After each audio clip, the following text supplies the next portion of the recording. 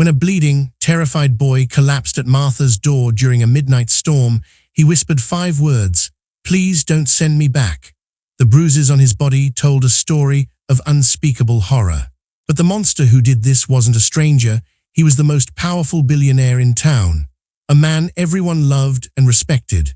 When Martha told the detective, "Sir, that boy is staying in my house," what she revealed next exposed a dark secret that destroyed an empire and uncovered a hidden murder. This story will shake you to your core.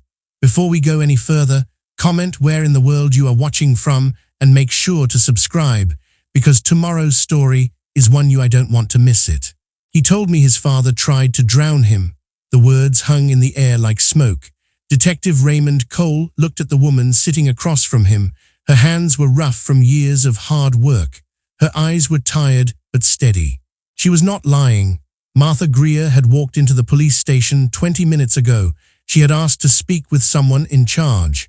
Now she was telling a story that would shake this town to its bones, but we need to go back. We need to understand how a simple housekeeper ended up holding the key to destroying one of the richest men in the state. This is a story about secrets, about the masks that powerful people wear, and about what happens when an ordinary woman decides she will not stay silent anymore. It started 3 weeks earlier, on a night when the rain would not stop falling. Martha Greer had lived in the small town of Ridgewood for almost 15 years. She was 52 years old, a widow, and she worked as a housekeeper for 3 families in the wealthy part of town. Her own house was small. It sat at the edge of town where the fancy streets ended and the regular people lived. The paint was peeling in some places.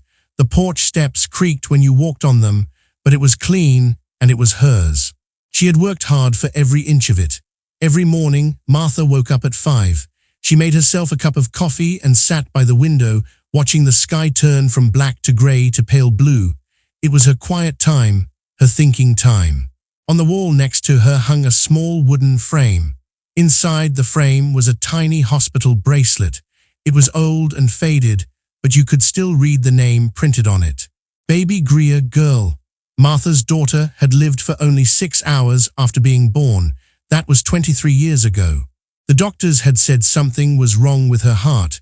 They have tried everything, but sometimes everything is not enough.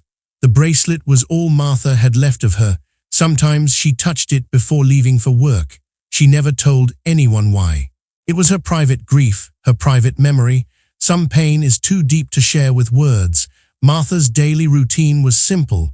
Monday and Thursday, she worked at the Henderson house.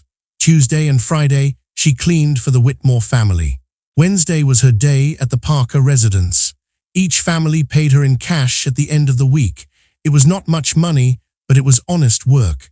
Her late husband Daniel had left her with some debt when he died 5 years ago. Heart attack, suddenly, no warning. One day he was laughing at the dinner table, and the next day he was gone. Martha was still paying off the medical bills and the funeral costs. She figured she would be done in another 2 years if she stayed healthy and kept working. Martha's neighbor was a young woman named Joanna Price. Joanna was 28 years old, worked at the local bank, and always seemed to know everyone's business.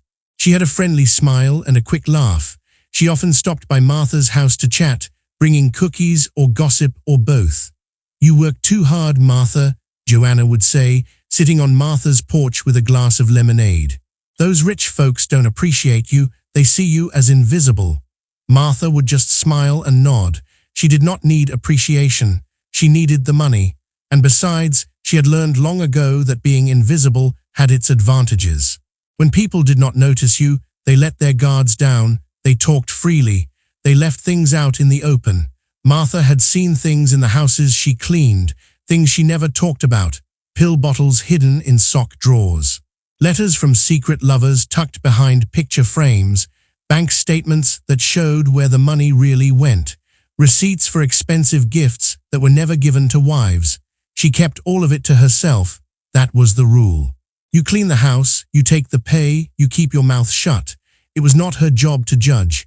It was not her place to interfere. At the Henderson house, where Martha worked on Mondays and Thursdays, she had met Simon Wells about 3 years ago.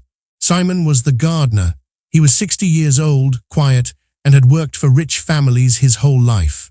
His hands were rough from decades of digging in soil, and his back was bent from years of bending over flower beds.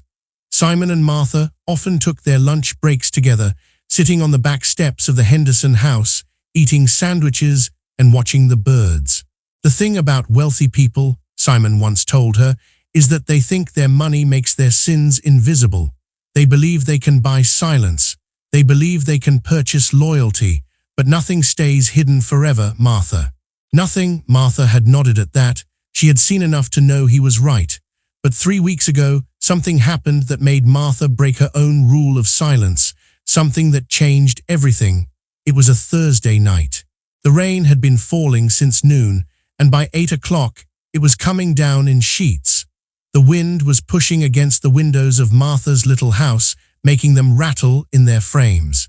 The power had flickered twice already, and Martha had set out candles just in case. She was sitting in her living room, reading by the dim light of a lamp, when she heard the noise. It came from the back porch, a scratching sound, then a thump. Then silence, then the scratching again. Martha's heart jumped. She was alone. Daniel had been gone for 5 years. There was no one to protect her. The nearest neighbor was Joanna, and her house was 100 feet away. She grabbed the heavy flashlight from the kitchen drawer. It was solid metal, good for light and good for hitting if needed. She walked slowly toward the back door, her bare feet silent on the wooden floor. The scratching came again. Louder this time. Martha took a breath and pulled the door open. A boy fell inside. He collapsed onto the floor of her kitchen, soaking wet, shaking from the cold. He looked about 12 or 13 years old. His clothes were torn and muddy. His face was pale as paper, and on his arms Martha saw bruises, old ones and new ones, yellow and purple and blue, the kind of bruises that come from being grabbed hard, the kind that comes from being hit. "Please," the boy whispered through chattering teeth, "please don't send me back." Martha's hands trembled. She knelt down beside him on the cold kitchen floor. "Who are you? Where did you come from?" The boy just shook his head. His eyes were wide with fear, real fear, the kind that comes from something terrible, the kind that you cannot fake. "Please," he said again. His voice was barely a whisper. "He'll kill me this time." "I know he will." Martha looked at this broken child on her kitchen floor. She thought of her own baby, the one she had held for only a few hours before she stopped breathing. The one she could not save no matter how much she begged and prayed. She was not going to let this boy suffer. Not tonight, not ever. "You're safe now," she said, her voice firm despite the shaking in her chest. "No one is going to hurt you here, I promise." She wrapped him in a blanket from the living room, the warmest one she had. She gave him a bowl of hot soup from the pot on the stove. She put him to bed in her small guest room, the room that had been empty since Daniel died. The boy fell asleep within minutes, exhausted and broken. His face relaxed for the first time since he had stumbled through her door. Martha sat up all night, watching the rain fall against the windows, wondering what kind of monster would hurt a child like this. She would find out soon enough, and the answer would be worse than anything she could imagine. The boy's name was Caleb. It took him 2 days to tell Martha even that much. For the first 48 hours, he barely spoke. He ate when she gave him food. He slept for long stretches, sometimes crying out in his sleep from nightmares. And whenever there was a loud noise outside, a car door slamming, a dog barking, thunder in the distance, he would freeze like a scared animal, his whole body going stiff. Martha did not push him. She had learned patience from years of cleaning up after difficult people. She knew that trust takes time. She knew that some wounds need silence before they can heal. She called in sick to her jobs that week. Mrs. Henderson was annoyed. Mrs. Whitmore was concerned. Mrs. Parker did not seem to notice, but Martha did not care. This boy needed her more than any of those houses needed cleaning. On the 3rd day, Caleb finally started talking. They were sitting at her small kitchen table, eating breakfast, eggs and toast, simple food. The morning sun was coming through the window, making patterns on the floor. "I ran away," Caleb said suddenly, not looking up from his plate. Martha set down her fork. "From where?" "From the estate." "What estate?" Caleb finally looked at her. His eyes were dark brown, almost black. There was something old in them, something that should not be in the eyes of a child. "The Ashford estate," he said. Martha felt her stomach drop. Everyone in Ridgewood knew the Ashford name. Victor Ashford was the richest man in the county, maybe in the whole state. He owned half the businesses in town, the car dealership, the grocery store chain, the biggest construction company. He donated money to the hospital, the schools, and the church. His face was on the wall in the town hall. He sat in the front row at every community event, smiling for the cameras, shaking hands with politicians. Victor Ashford was the golden son of Ridgewood, the man who could do no wrong, the man everyone admired. His estate sat on a hill just outside town, a massive property with high stone walls and iron gates and security cameras everywhere. Martha had seen it from the road many times, but she had never been inside. Nobody she knew had ever been inside those walls. "You lived at the Ashford estate?" Martha asked carefully. Caleb nodded. "My mother worked there. She was a maid. She cleaned the main house, the bedrooms, and the study. She died 2 years ago." "I'm so sorry," Martha said softly. She reached across the table and touched his hand. He flinched at first, then relaxed. "What happened after she died?" Caleb's face went dark. A shadow passed over his eyes. "Mr. Ashford said I had to stay. He said I owed him. He said he had paid for my mother's medical treatment when she was sick, and now I had to work off the debt. He said I would be there for years." Martha felt cold inside. "Work? You're just a child." "I cleaned, I carried things, I polished silver, I washed cars, I did whatever they told me to do." Caleb paused. His voice got smaller, like he was shrinking into himself. "And when I made mistakes, he punished me." "The bruises," Martha said. Caleb nodded. He pushed up his sleeve. There on his forearm was a scar. It was shaped like a straight line, about 2 inches long, as if something hot had been pressed against his skin and held there. "He did this when I broke a vase," Caleb whispered, "an expensive one in the main hallway. He used a metal rod from the fireplace. He heated it first. He said I needed to learn respect. He said I needed to remember the price of carelessness." Martha felt rage building inside her like a fire. She had worked for wealthy people her whole life. She had seen arrogance, rudeness, and coldness. She had been treated like furniture, like part of the house, like nothing at all. But this was different. This was pure evil hiding behind money and reputation. "Why did you run?" she asked, keeping her voice gentle. Caleb's whole body tensed. His hands gripped the edge of the table. "Last week," he said slowly, "I made a bigger mistake. I was carrying a tray of wine glasses through the study. Mr. Ashford was having a meeting with some important people. I tripped on the carpet. The tray fell. Wine spilled everywhere, all over his desk, all over some important papers." He stopped. His breathing was getting faster. "Take your time," Martha said. Caleb swallowed hard. "After the guests left, he grabbed me by the neck. He dragged me outside. It was dark. No one else was around. He took me to the pond behind the main house." Martha's blood went cold. She knew what was coming next. "He pushed my head under the water," Caleb continued, his voice breaking. "He held me there. I couldn't breathe. I tried to fight, but he's so much stronger. The water went into my nose, my mouth. Everything went dark. I thought I was going to die." Tears were running down his face now. Someone called his name, one of the other servants. She was looking for him because of a phone call. He let me go. I fell on the ground, coughing up water. He leaned down and whispered in my ear. "What did he say?" Caleb looked at Martha with eyes full of terror. "He said if I ever told anyone, he would finish what he started. He said no one would miss me. He said no one would even notice I was gone." Martha could not speak. The horror of it froze her tongue. "So I ran," Caleb finished. "That night, after everyone was asleep, I climbed over the wall. I ran through the woods. I didn't know where I was going. I just ran and ran until I saw your house. Your light was on. You looked safe." He looked up at her with tears running down his face. "Was I wrong? Am I safe here?" Martha pulled the boy into her arms. He cried against her shoulder, his whole body shaking with sobs. "You did the right thing," she said. "You were brave, braver than most grown men, and I promise you I will not let him hurt you again." It was a promise she intended to keep. But Martha had no idea how powerful Victor Ashford really was, or how far he would go to keep his secrets buried. The next morning, Martha made a decision. She would go to the police. She left Caleb with Joanna, telling her neighbor that the boy was the son of a distant cousin who needed a safe place to stay for a few days. Family problems, nothing serious, just needed somewhere quiet. Joanna seemed curious, but did not ask too many questions. She made Caleb a sandwich and put on the television, chatting cheerfully about the weather and the latest town gossip. "Don't worry," Joanna said to Martha at the door. "I'll take good care of him. He seems like a sweet kid." Martha thanked her and drove to the police station on the other side of town. The building was small and old, like most things in Ridgewood.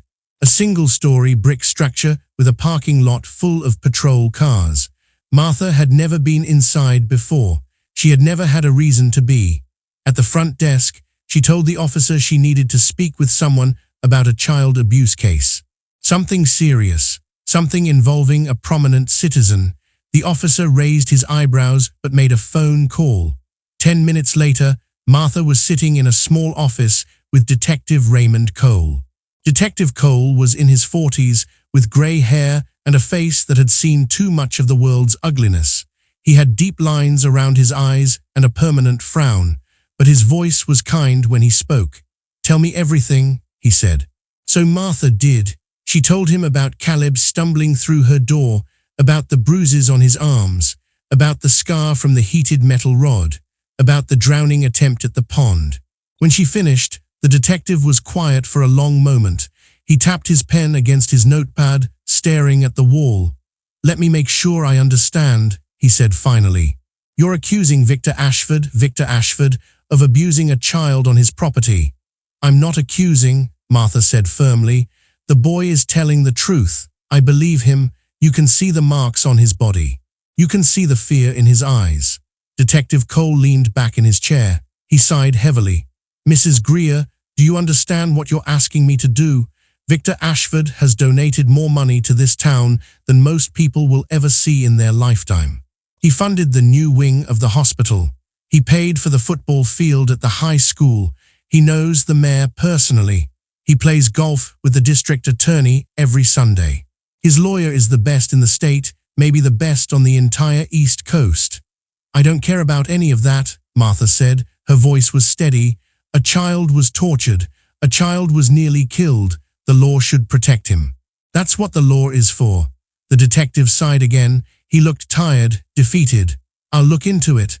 I'll send someone to talk to the boy, take some photographs of the injuries, and get a formal statement. But I'm going to be honest with you, Mrs. Greer. Without solid proof, without witnesses, without documentation, this is going to be very, very hard. It's your word and the boy's word against one of the most respected men in Ridgewood.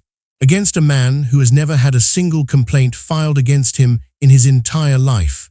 Martha felt the frustration rising in her chest. "So money protects monsters?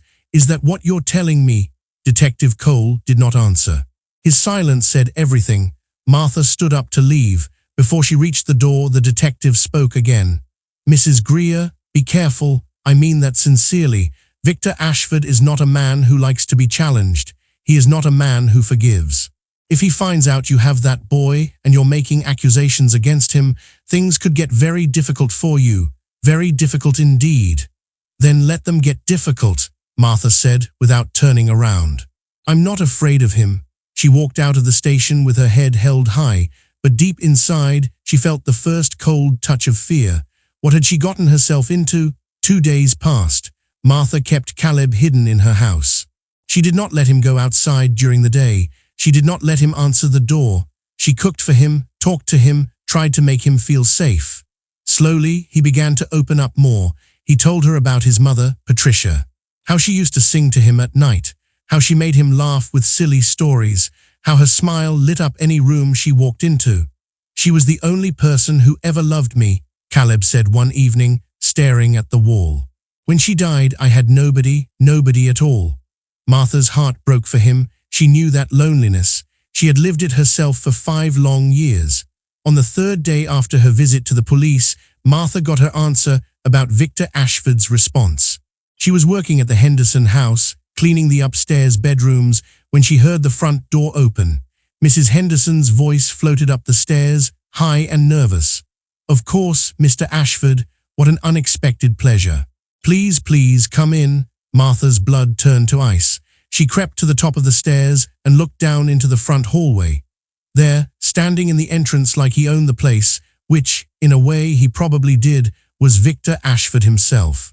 He was tall and slim, with silver hair combed perfectly back from his forehead. His suit was dark grey, probably Italian, probably costing more than Martha's car.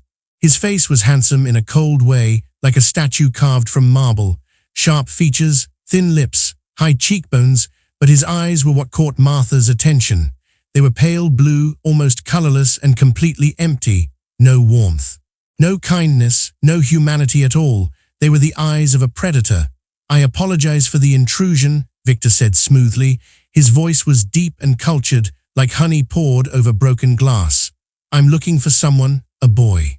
I'm about 13 years old. He ran away from my property last week, and I'm terribly worried about him." "Oh dear," Mrs. Henderson said, wringing her hands. "How terrible, the poor child." "Yes, quite terrible indeed. He was the son of a former servant of mine, a wonderful woman who passed away from illness 2 years ago. I took the boy in after her death, out of the goodness of my heart. I felt responsible for him, you see. I wanted to give him a stable home, an education, and a future."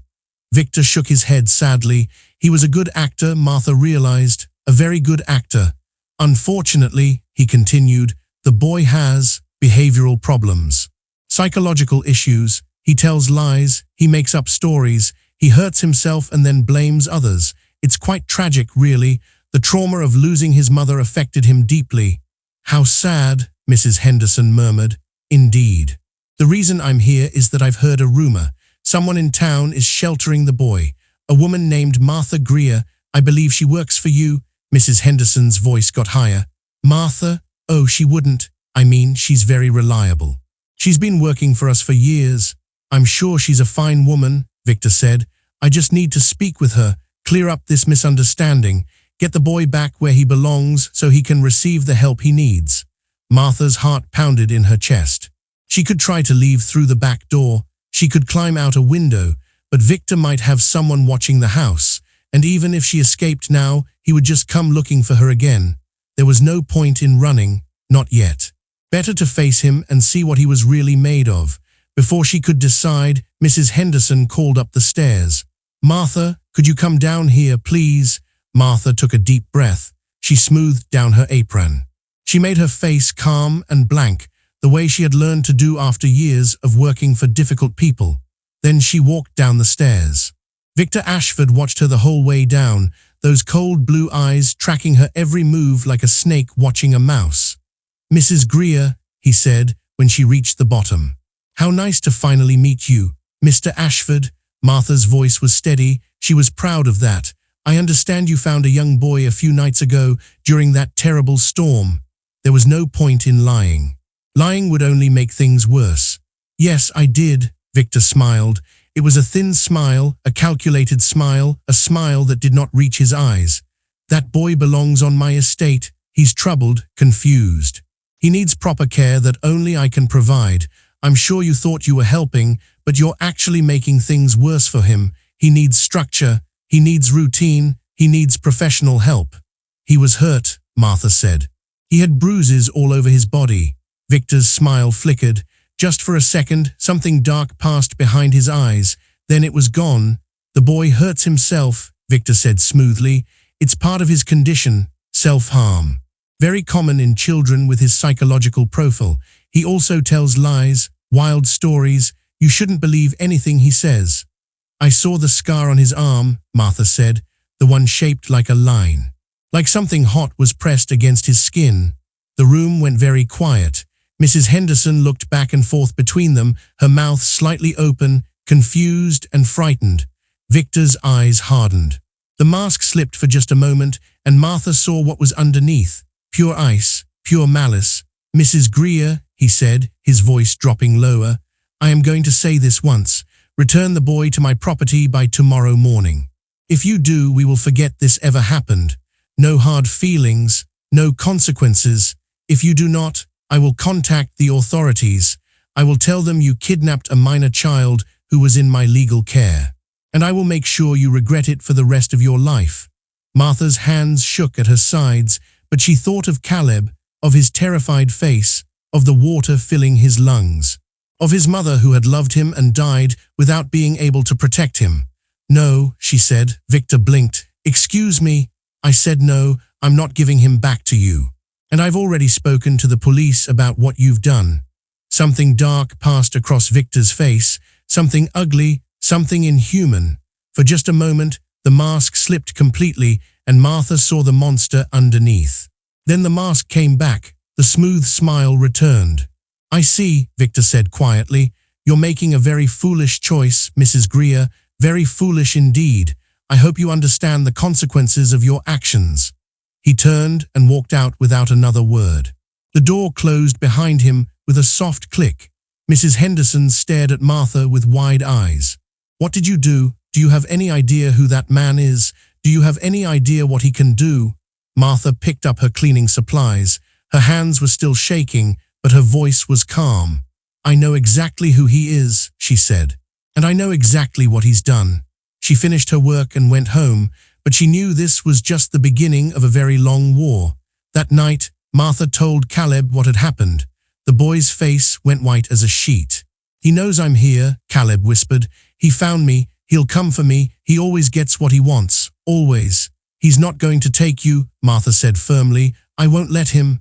You don't understand. Caleb's voice cracked with fear. He owns people, cops, lawyers, judges, everyone. Half this town works for him or owes him money. No one has ever stood up to him. No one. The people who tried, they disappeared. They moved away in the middle of the night. They lost their jobs. They lost everything. Martha took his hands. They were cold and trembling. Then it's time someone stood up to him and refused to back down, she said. I'm not afraid of losing my job. I'm not afraid of losing this house. The only thing I'm afraid of is letting a monster win. She thought about what Detective Cole had said. Without solid proof, without witnesses, she needed evidence. Real evidence that could not be ignored or explained away. Caleb, she said carefully, are there other people at the estate who know what he does? Other servants? Anyone who might be willing to speak up? Caleb thought for a moment, his brow furrowing in concentration. There's a woman, he said finally. Her name is Irene Marshall. She's older, having worked at the estate for almost 20 years. She handles the household staff, tells everyone what to do. She's scared of Mr. Ashford like everyone else, but she tried to help me once. Help you how? When he hurt me after he left, she would come to my room. She would bandage my cuts, put medicine on my bruises. She never said much, but I could see it in her eyes. She felt guilty. She knew what he was doing was wrong. Do you know how to contact her? Caleb shook his head. She never leaves the estate. None of us did. We weren't allowed. Mr. Ashford said it was for our own protection, but really it was to keep us from talking to anyone. Martha's mind was racing. She needed to find this Irene. She needed to convince her to tell the truth. The next morning, she went to see Simon Wells, the old gardener. Simon was working in the garden behind the Henderson house, pruning rose bushes with careful, practiced hands. He looked up when Martha approached, wiping dirt from his fingers. You look troubled, he said, more troubled than usual. I need your help, Martha replied. You've worked for rich families for years. You know people, you hear things. Do you know anyone who works at the Ashford estate? Anyone who might be willing to talk? Simon's face grew serious. He set down his pruning shears and looked at her for a long moment. Martha, what are you getting mixed up in? I've heard whispers about that boy you're keeping. I've heard Victor Ashford is looking for him. So she told him everything. About Caleb stumbling through her door, about the bruises and the scar, about Victor's threats, about her visit to the police. When she finished, Simon let out a long, heavy breath. I've heard whispers over the years, he said slowly, about things that happened behind those walls, servants who left suddenly in the middle of the night, accidents that didn't quite make sense. But people are scared. Victor Ashford doesn't just fire people who cross him, he destroys them. He ruins their credit, their reputation, their family. He makes sure they can never work in this town again. I've seen good people lose everything because they made him angry. So everyone just looks away, everyone pretends not to see. That's how power works, Martha. That's how it's always worked. The rich take what they want, and the rest of us keep our heads down and hope they don't notice us. Simon paused. He seemed to be wrestling with something inside himself. But there is someone, he said finally. A woman named Irene Marshall. She's been working at the estate for almost 20 years. She handles the household staff. If anyone knows the truth about what happens in that house, she does. How can I find her? She goes to church every Sunday morning. The early service at St. Peter's on Oak Street. Victor allows it because she's been loyal for so long. I suppose you could try to speak with her there, away from the estate. But be careful, Martha. The walls have ears in this town. Victor has friends everywhere. Martha thanked him and left. Sunday was 3 days away. She would have to keep Caleb safe until then, but Victor Ashford was not going to wait that long. 2 nights later, around 8 o'clock, there was a knock on Martha's door.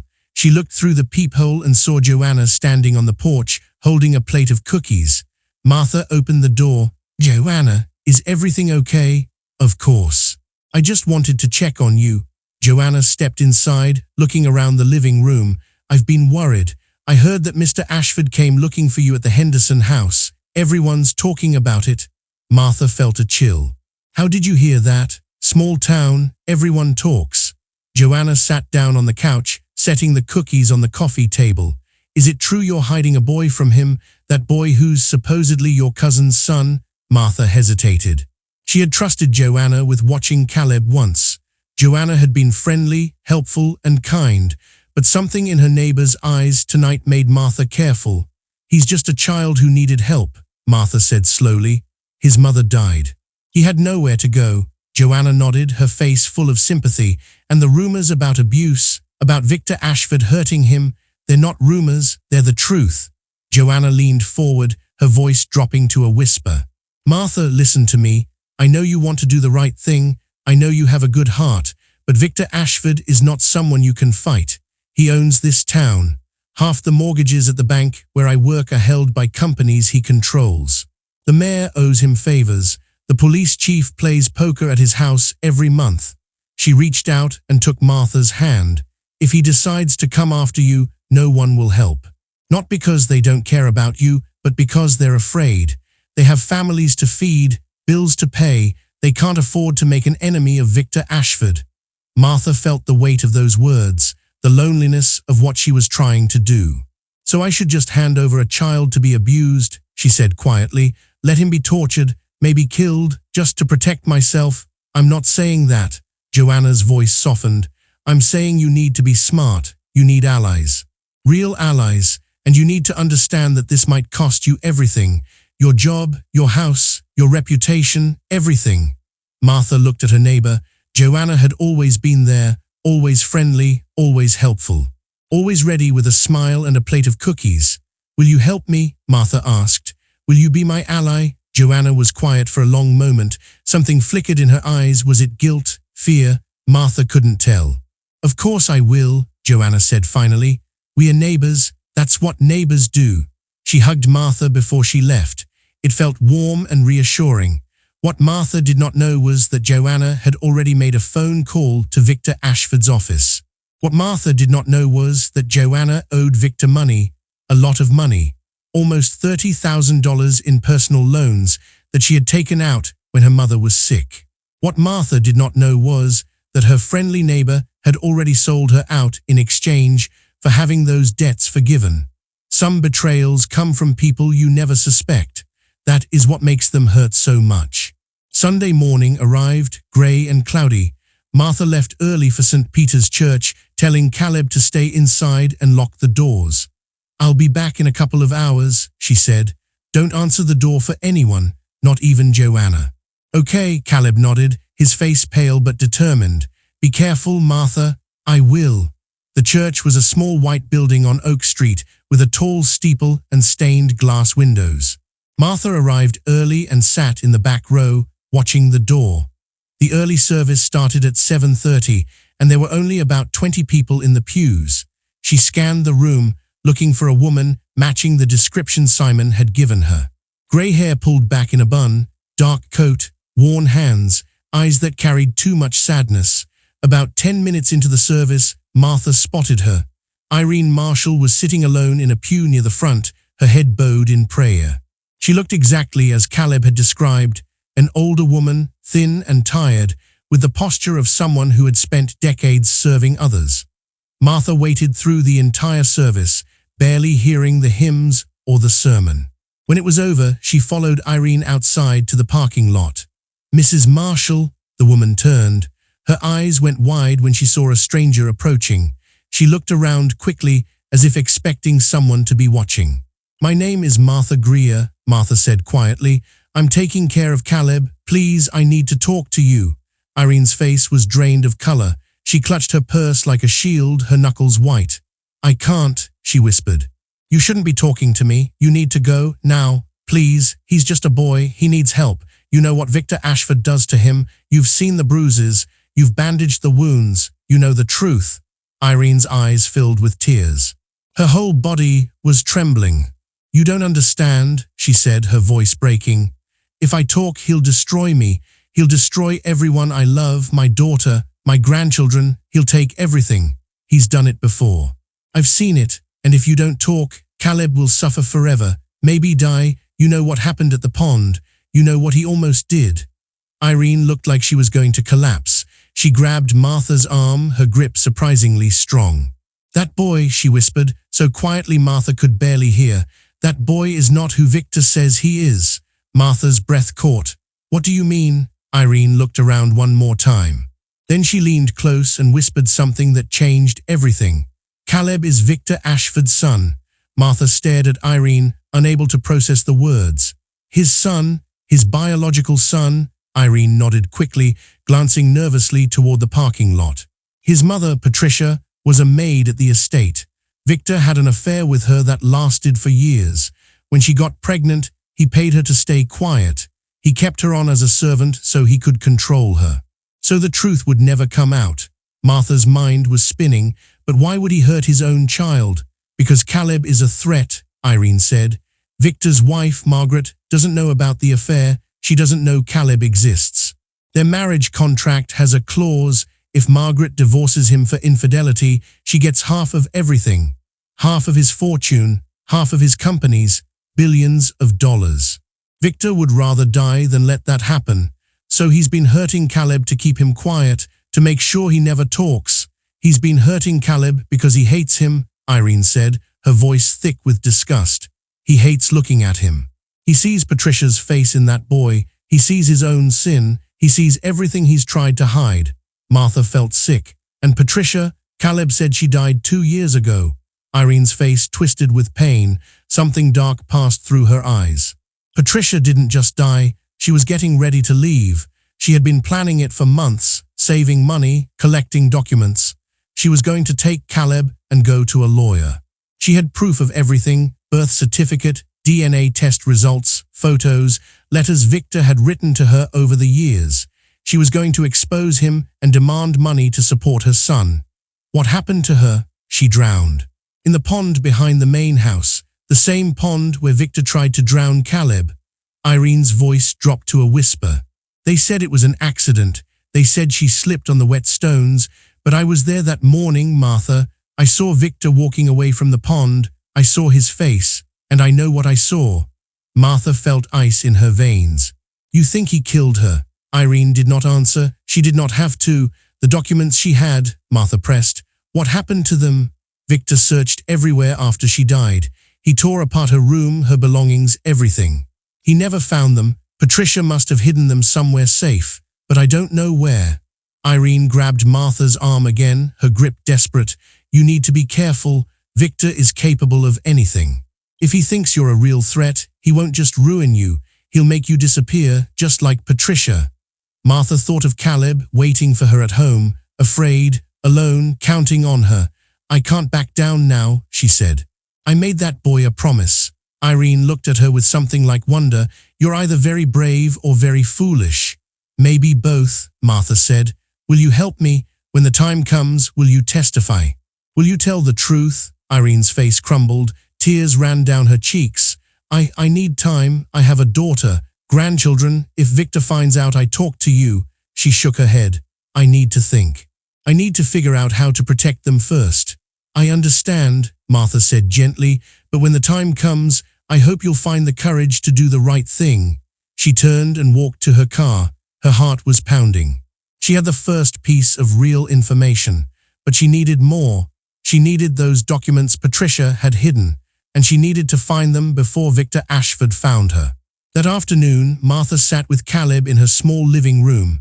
The curtains were drawn, the doors were locked. Outside, the sky was grey and heavy with clouds. Caleb, she said carefully, I need to ask you something. It's important. He looked up at her with those haunted eyes. What is it? Your mother, before she died, did she ever give you anything to keep safe? Hide anything? Papers maybe? Or photos? Anything at all? Caleb's brow furrowed. He was quiet for a long moment, remembering. She told me to never talk about it, he said finally. She said it was our secret, just between us. Martha leaned forward. What secret? The boy hesitated. Then he reached into his pocket and pulled out something small, a worn leather cord with a tarnished key attached to it. She gave me this, he said. A few days before she died, she said if anything ever happened to her, I should find the box. She said it would protect me. What box? I don't know. She never told me where it was. She just said I would know when the time came. That I would feel it. Caleb looked at Martha with desperate hope shining in his eyes. Do you think this is what she meant? Is now the time? Martha looked at the key. It was old-fashioned, small, the kind that might open a lockbox or a small chest. Yes, she said, I think now is exactly the time.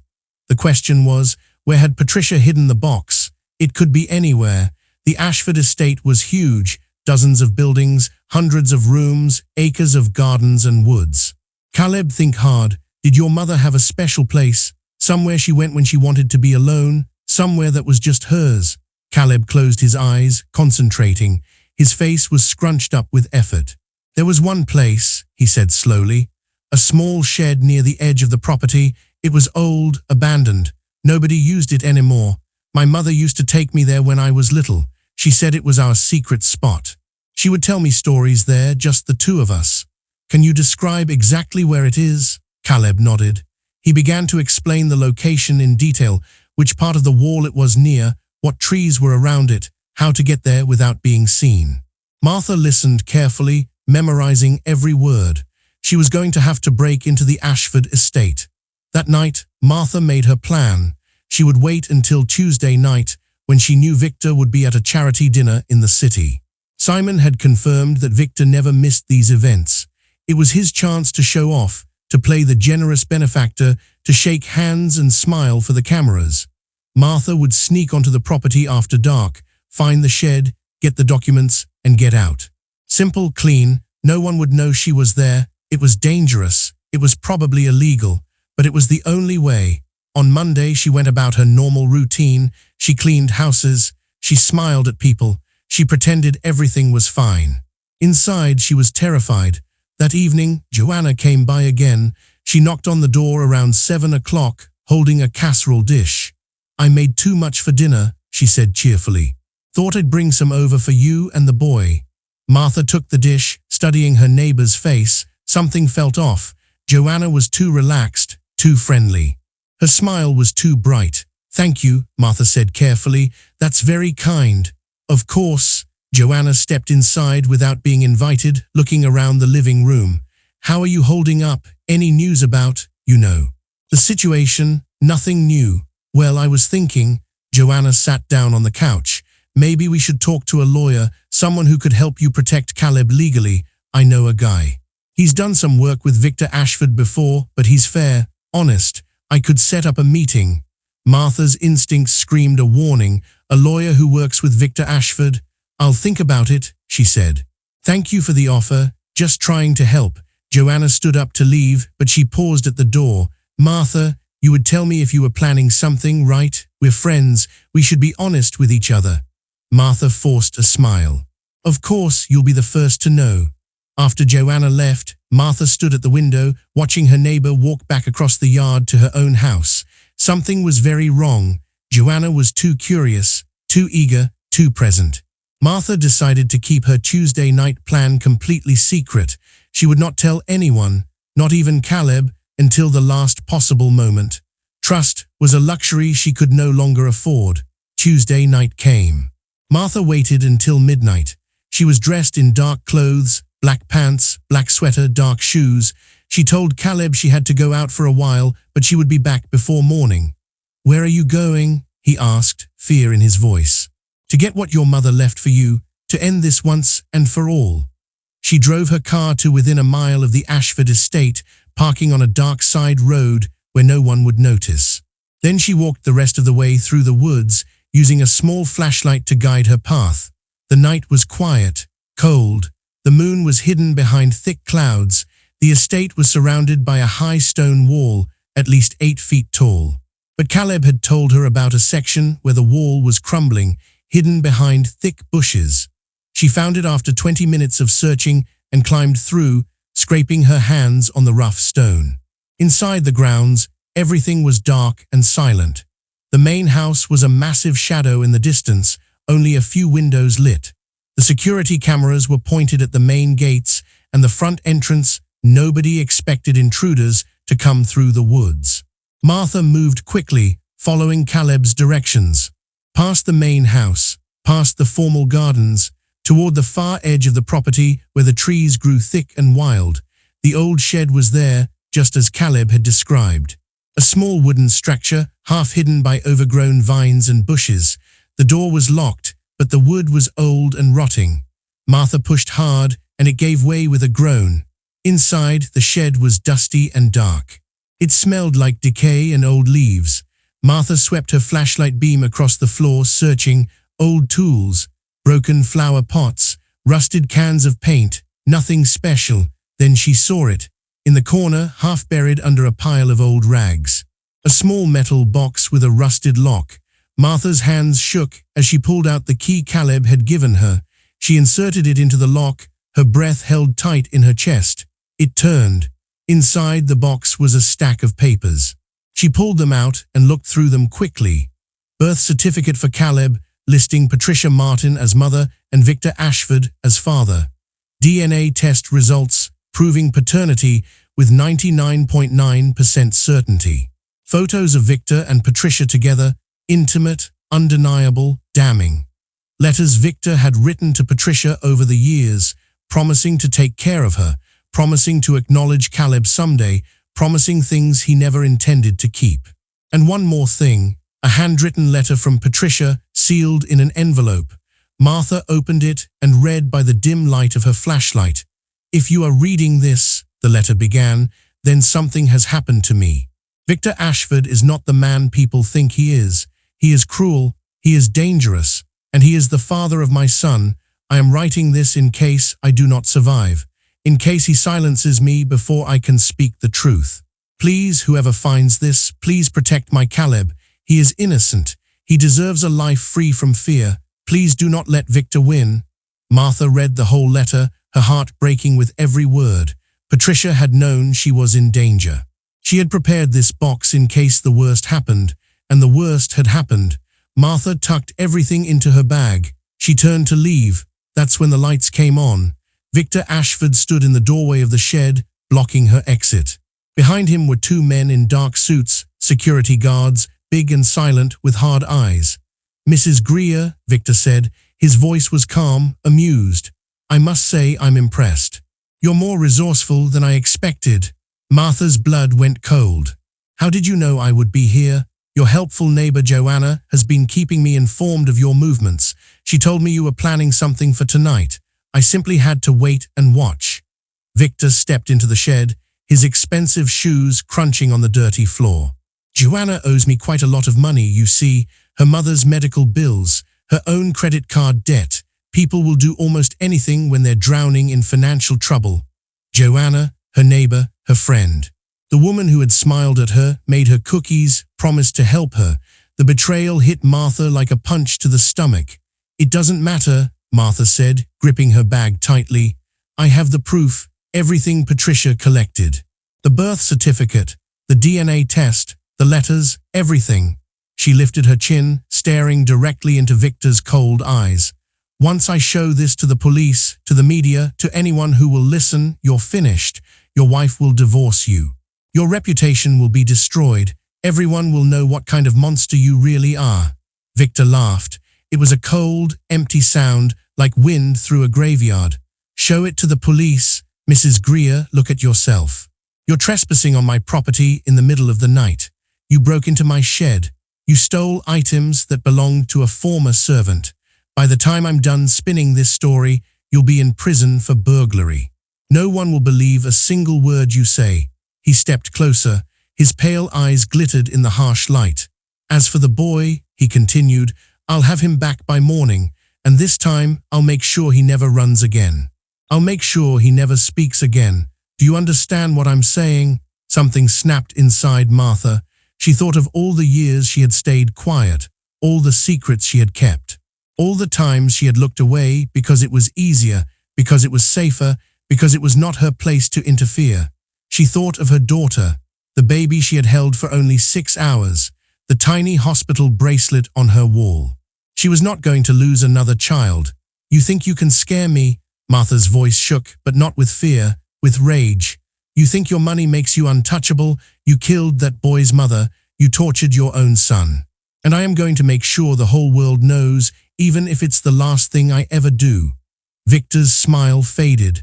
For the first time, something like doubt flickered in his eyes. Take her, he said to his guards. They moved forward. Martha backed up against the wall of the shed, clutching her bag. Then she heard the sirens. Red and blue lights came flashing through the trees. Police cars screamed up the main driveway, tires crunching on gravel. Victor spun around, his face twisted with confusion and rage. What is this? Detective Raymond Cole stepped out of the lead car, flanked by half a dozen officers. Victor Ashford, the detective called out, his voice loud and steady. You're under arrest for assault, unlawful imprisonment, and suspicion of murder in the death of Patricia Martin. Victor's face went white as paper. This is outrageous. This woman broke into my property. She's a criminal. We received a sworn statement 2 hours ago, Detective Cole interrupted. From Irene Marshall.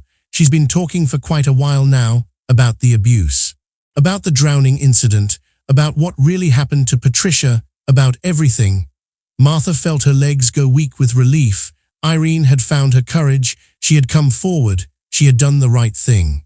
You have no idea who you're dealing with, Victor hissed at the detective. I own this town. I'll have your badge. I'll have everyone's badge. I will destroy all of you. Detective Cole walked up to Victor calmly. He pulled out a pair of handcuffs. Try it, he said quietly. They put Victor Ashford in handcuffs while his security guards stood frozen, unwilling to interfere. As they led him toward the police car, Martha walked up beside him. She held up the metal box from the shed. Your son's mother wanted him to have this, she said. She wanted the world to know the truth, and now they will. Victor stared at her with pure hatred, his jaw clenched tight, but he said nothing. There was nothing left to say. As the police car drove away, carrying Victor Ashford toward a future he had never imagined, Martha stood in the darkness and finally let herself breathe.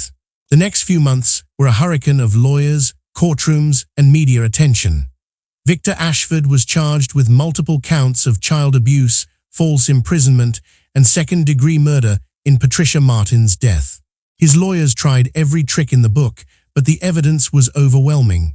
The DNA test, the letters, the photographs, the testimony of Irene Marshall and 3 other servants who finally found the courage to speak. Victor's wife Margaret filed for divorce the same day. The charges became public, invoking the infidelity clause in their prenuptial agreement. She took half of everything, just as Victor had always feared. The great Victor Ashford, the golden son of Ridgewood, was revealed to be exactly what Martha had called him, a monster hiding behind money and reputation. Joanna Price came to Martha's door a week after Victor's arrest. Her eyes were red from crying, her face was pale and thin. I'm so sorry, she said. I didn't want to do it. He had me trapped. The debt. I couldn't see any other way. Martha looked at the woman who had been her neighbor for 3 years. The woman who had brought her cookies and gossip. The woman who had sold her out for money. I understand, Martha said quietly, and I forgive you, but I will never trust you again. She closed the door and did not open it when Joanna knocked. Some betrayals can be forgiven, but they can never be forgotten. That is the price of broken trust. 3 months after Victor's arrest, Martha stood in a family courtroom. Caleb sat beside her, dressed in clean clothes, looking healthier than she had ever seen him. The judge reviewed the documents, asked questions, and listened to testimony. When she was finished, she looked at Martha with kind eyes. Based on the evidence presented and the express wishes of the child, I am granting temporary custody of Caleb Martin to Martha Greer, with a strong recommendation for full adoption pending completion of all legal requirements. Martha felt tears running down her cheeks. Caleb grabbed her hand and squeezed. Is it real? He whispered. Can I really stay with you forever? It's real, Martha said. You're home now. They walked out of the courthouse into the spring sunlight, hand in hand. For the first time in years, Martha did not feel alone. That evening, they sat in Martha's kitchen, eating dinner together. It was a simple meal, soup and bread, salad and glasses of milk, but it felt like a feast. Caleb looked at the wall where the wooden frame hung, the tiny hospital bracelet inside it. What is that? He asked. Martha was quiet for a moment. She had never told anyone the full story. It belonged to my daughter, she said finally. She died when she was just a few hours old. A long time ago, 23 years. I'm sorry, Caleb said softly. I kept it all these years because I didn't want to forget her. I couldn't save her, no matter how much I wanted to. But I always hoped, Martha's voice broke, I always hoped I would get another chance to be a mother, to protect a child who needed me. Caleb was quiet for a long moment, thinking. Then he reached into his pocket and pulled out the tarnished key on its leather cord, the key that had opened the box, the key his mother had given him. Can I put it there? He asked, next to the bracelet. So they can be together? Martha stared at him through her tears. You want to do that? Caleb nodded. Your daughter, my mother, they both wanted to protect someone they loved. They both left something behind. They should be together. Martha could not speak. She just nodded. Together, they opened the frame and placed the key beside the bracelet. 2 symbols of love, 2 stories of loss, now joined in one family. Later that night, after Caleb had gone to sleep, Martha sat by the window in her living room. The same window where she had watched the storm 3 months ago. The night everything changed. She thought about Simon Wells and what he had told her all those months ago.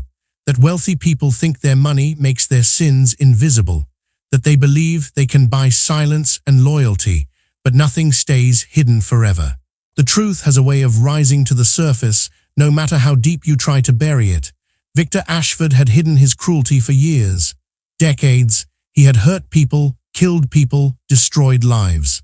And for all that time, everyone had looked away because they were afraid.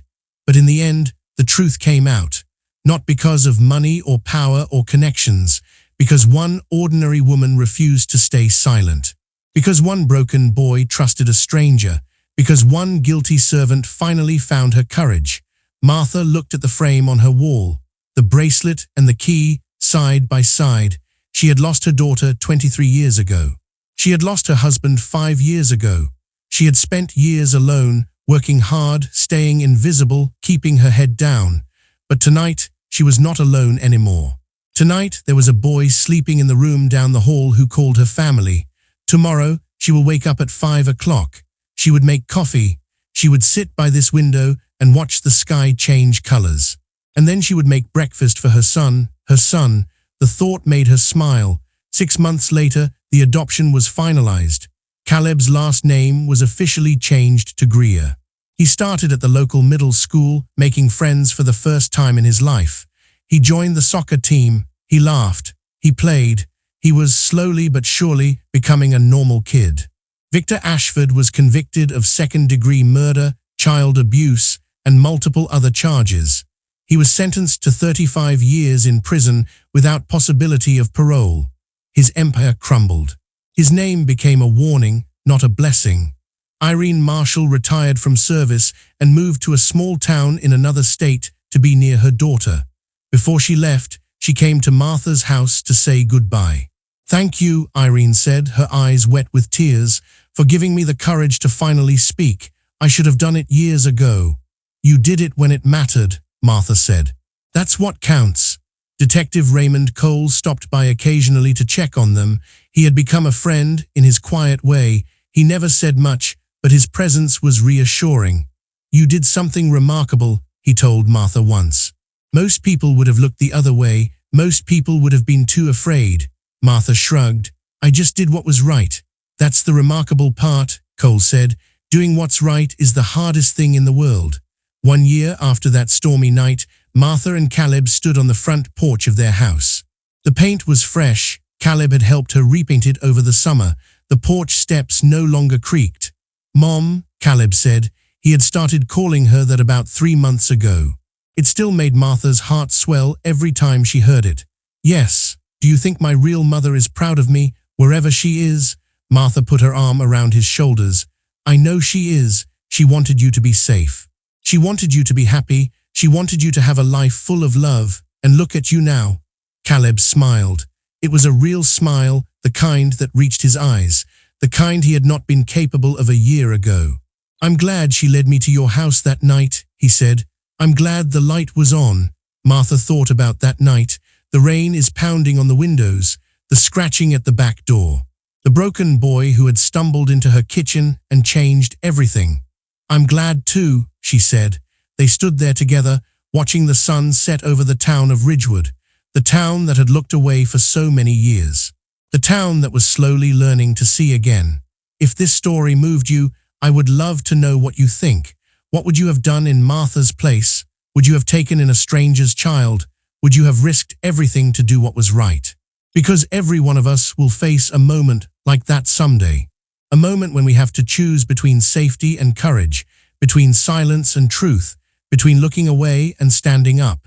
Martha made her choice. What will yours be? Sometimes the greatest blessings come from the darkest storms. Sometimes the people who need us most find us when we least expect it. And sometimes being brave enough to say no to a monster is the most powerful thing any of us can ever do. Martha Greer was just an ordinary woman. A housekeeper, a widow, someone the rich and powerful never even noticed. But she changed everything because she refused to stay silent, because she refused to look away, because she kept her promise to a broken boy who had nowhere else to go.